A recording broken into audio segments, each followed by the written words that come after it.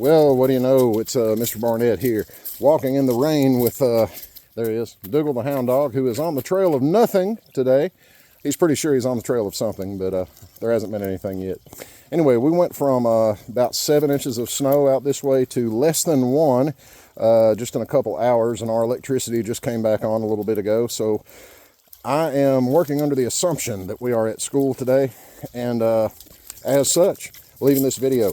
So as I said in yesterday's post, since we are back at school, the quiz for the first little packet of articles related to paper 1 is today, and it will also include some questions pertaining to the YouTube video, the Zara Brownless TED Talk that we watched in class.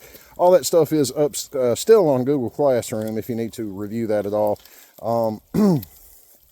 I had intended to show you there is a button on that video. If you pull it up in YouTube, you can click a button called transcript, and it would bring up the exact words that she says. I know she has a fairly thick accent, but it brings up as close as we can get to like closed captioning, and you can get the entire video worth of text there in case you need to use it for quotations. We'll talk more about that later. I don't think you'll need quotations necessarily for the quiz, but if you do, there are ways of getting that. You just open up the video, open up the little box underneath it that has like who posted it and everything like that, and there's a button there that says show transcript, and you can pull it up and it shows up on the side of the video like all the text in general. Anyways, I'm probably getting off topic with that.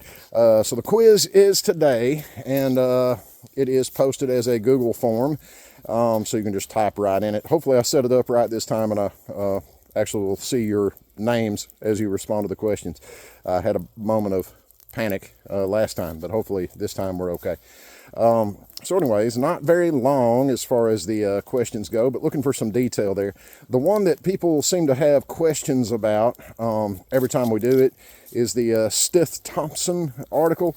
It relates to, it's toward the end of the article itself. The question is about, it's toward the end. I couldn't tell you exactly where it is because I'm not looking at it, but it's toward the end. Anyways, it sort of likens people who pass along folklore and stories in various cultures. It likens them to religious folks, like people who are like priests or the like.